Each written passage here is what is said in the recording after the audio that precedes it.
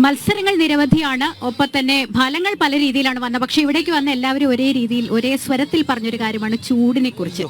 അതിനുശേഷം ഒരു മഴ പെയ്തു, രണ്ടാം ദിവസവും നാലാം ദിവസവും. ഇന്നലെ ഒരു ഉഗ്ര മഴ പെയ്തു. എങ്ങനെയുണ്ടായിരുന്നു? അത് അടിപൊളി മഴയായിരുന്നു. കാരണം നമ്മളിങ്ങനെ ആകാശം ഇങ്ങനെ ഇരുണ്ട് കൂടുന്നത് നമ്മുടെ മനസ്സിൽ നമ്മൾ കാണാറുണ്ടായിരുന്നു, കണ്ടുകൊണ്ടിരിക്കുകയായിരുന്നു.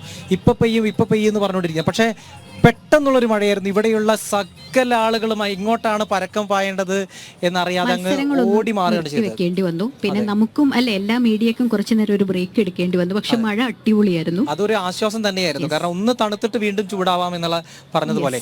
അപ്പോൾ ആ ഒരു മഴയുടെ അതിമനോഹരമായിട്ടുള്ള ദൃശ്യങ്ങൾ നമ്മുടെ ഏറ്റവും മികച്ച ക്യാമറമാരിൽ ഒരാളായിട്ടുള്ള അനൂജ് പകർത്തിയിട്ടുണ്ട്. അപ്പൊ അതേതായാലും അതിന്റെ ദൃശ്യങ്ങൾ കണ്ട് നമുക്ക് തിരികെ വരാം മിഴിയിലേക്ക്.